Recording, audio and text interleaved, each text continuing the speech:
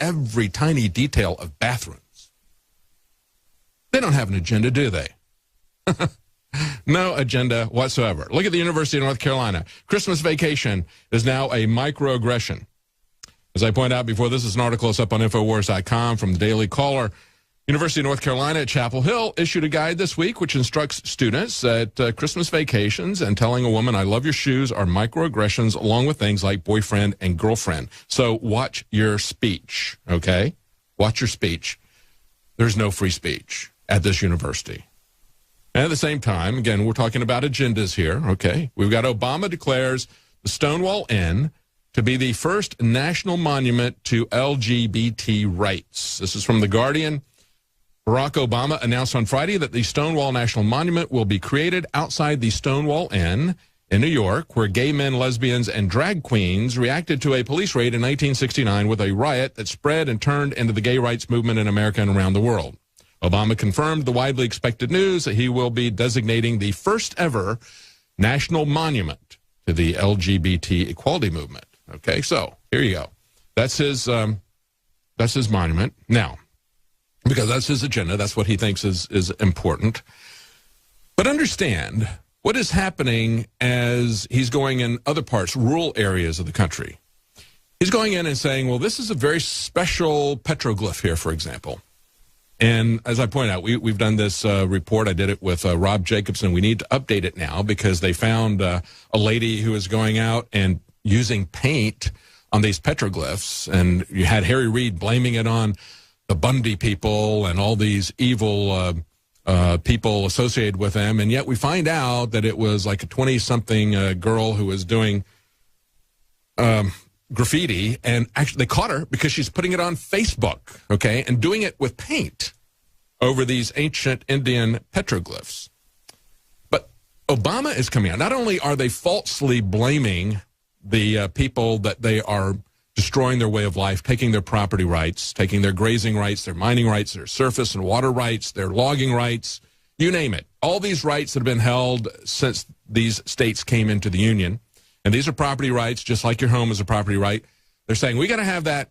We got to have millions of acres because of a petroglyph over here. And oh, by the way, those petroglyphs are being vandalized, and we're getting graffiti put on them. And I know it's those Bundy people. I just know it's them.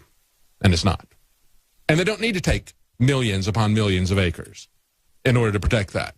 A good example is one of the earlier monuments that we had in the National Park Service. We talked about this in the report, Devil's Tower. You know Devil's Tower? The tower that you see in Close Encounters of the Third Kind. Was it Third Kind? I think. Anyway, that's a Spielberg movie. Not one of my favorites, okay?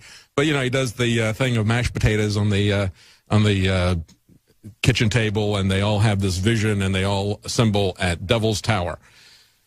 To preserve Devil's Tower, they needed 1.5 acres, about the size of a football field. And yet they're telling us because of some of these small petroglyphs, they need literally millions of acres. They lie about everything. They lie about the purpose of it, and they lie about why it is needed. And it's interesting, tomorrow there's going to be a recall election in Burns, Oregon, near where that wildlife refuge was taken over by the Bundys. And the people in that town are very upset with the county judge. It's kind of equivalent to is what we have here in Texas, I believe. The county judge is equivalent to the mayor of a city, okay, is to a county what a mayor is to a city. And there's a recall election there. A lot of people who are business owners, here's one of them, Linda Gaynor, said the business she got from journalists, agents, occupiers, protesters against the occupation, and from protesters protesting the protesters. She said she had a lot of business there. She said, I met really awesome people. Everybody that came through was very polite. And we should have had a meeting there. And yet this guy would not, this judge that they're trying to recall, would not allow anyone to have a meeting to talk about how the government was stealing millions of acres and stealing people's property rights that they had had for 150 years in many cases. And that's the issue, folks. That truly is the issue. You got another business owner who's afraid to put his name out there. He's afraid of reprisals. That's an issue too, isn't it? In America, we're afraid to speak out publicly because we're afraid of reprisals. And so they're going to have an election tomorrow to see whether or not that guy is going to be recalled. I certainly hope that is going to be the case. But just look at the fraud that is involved there. I want to talk about the other whiners and people calling for do-overs, and that's within the political aspect here of the Republican National Committee. We've had a long time that these people have been moving to try to subvert the elections, just like they are in Britain. They didn't like the outcome. They didn't like the fact that Trump won, so they said, well, we're going to steal it, and we don't really care what the rules are. And so now we've got a Virginia delegate who has filed a class action lawsuit this last Friday challenging a state law, the Virginia law, that binds delegates to support the primary winner at the nominating convention. He says, and his name is Beau Correll. He's a Republican National Convention delegate. He served as one of Ted Cruz's campaign co-chairs in Virginia. And he's the only named plaintiff in the suit, but he says he's filing it on behalf of all Republicans and all Democrats. And I think we ought to call this the superdelegate lawsuit, because what he's trying to do is establish superdelegates. He says, this is really awful. He says, I'm a delegate, and I don't like Donald Trump, and I don't like who the millions of Virginia voters picked, and now my First Amendment choices are being shut down. And we have a parallel article coming out at the same time, interestingly enough, from the National Review and from David French. Remember David French? He was Bill Kristol's puppet.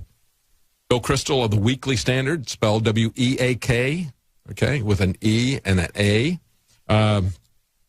We were told he had this independent candidate. This guy was really strong. It's going to be a very viable candidate. Well, David French is nothing but a reporter for National Review and the Weekly Standard, and his candidacy lasted, I think, less than a week. But now, interestingly enough, for the National Review, he's written an article saying not a single Republican delegate is bound to Donald Trump, and using the same arguments that this guy in Virginia is using in his lawsuit. Just a coincidence, I'm sure. Don't you think? Nah, no conspiracy here to try to subvert the will of the people in the elections. No, that would never happen. Now, this is what the complaint says. Here's their argument.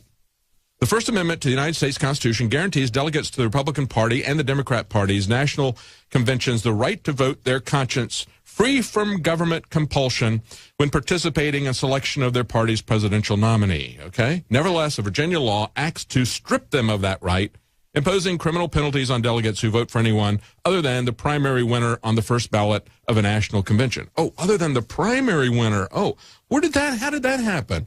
Well, you see, we had these elections. We had these things called elections that we used to, honor. And we spent a lot of money in the state of Virginia to run those elections for the Republican Party. And there were certain things that were put out there, assurances to people that, hey, you vote this, Trump is going to get delegates, or Cruz is going to get delegates. So Trump won the delegates, and then Cruz went around and tried to steal them again, okay?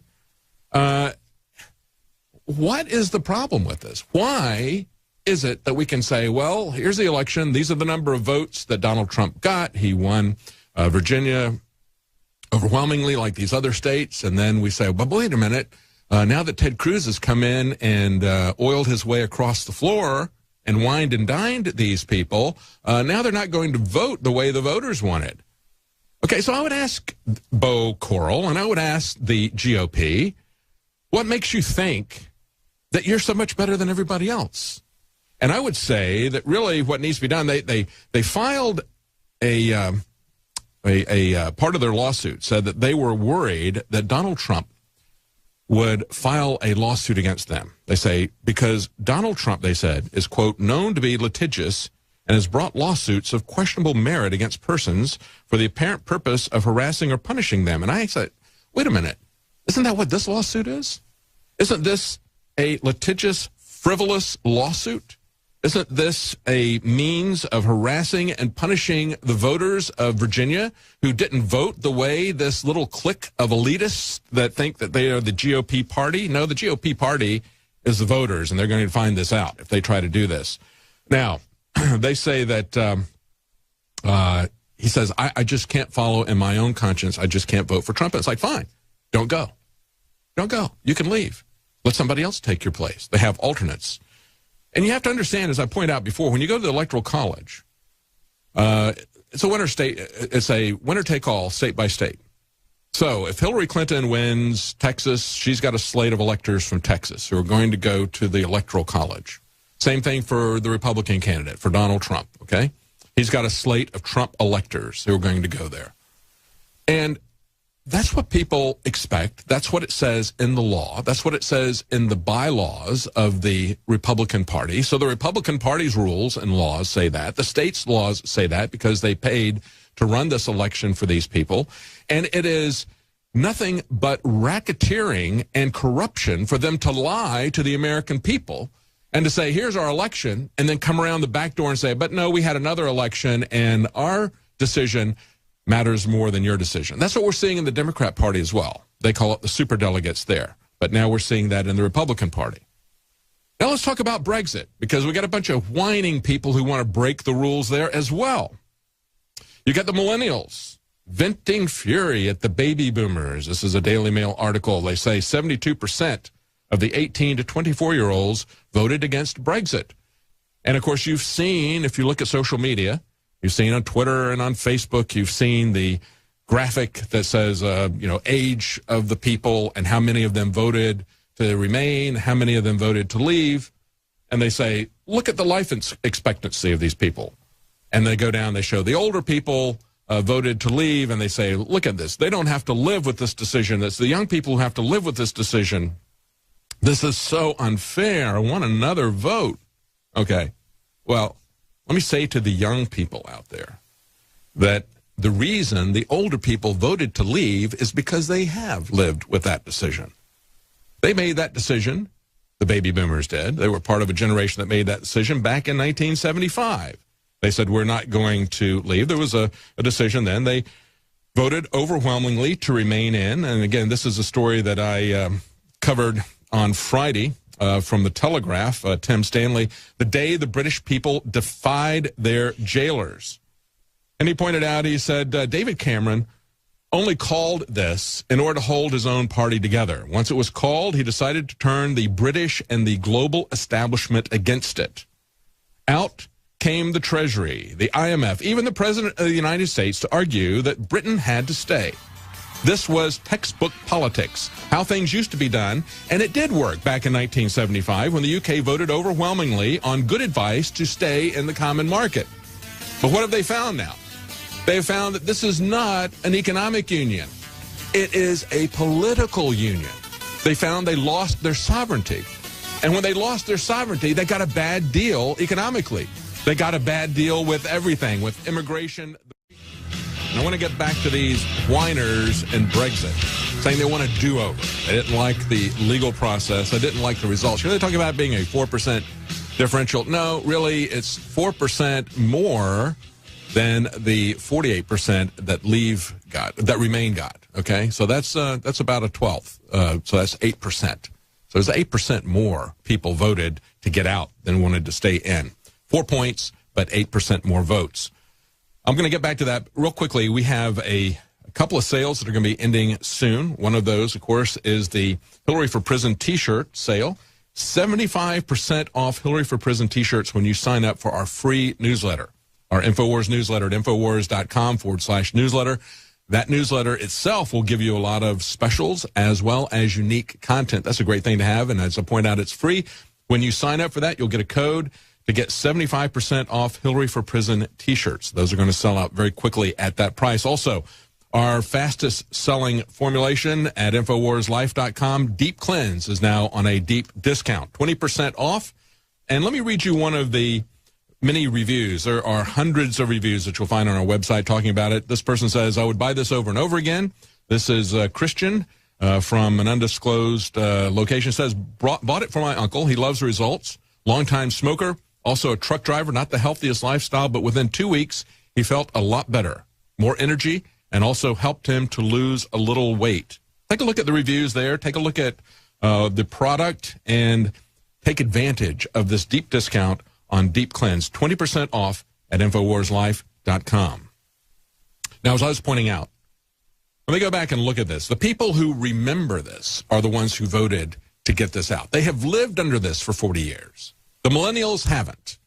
There's this thing called experience. And I know that the kids who are in college and are in high school don't really understand what experience is yet, okay?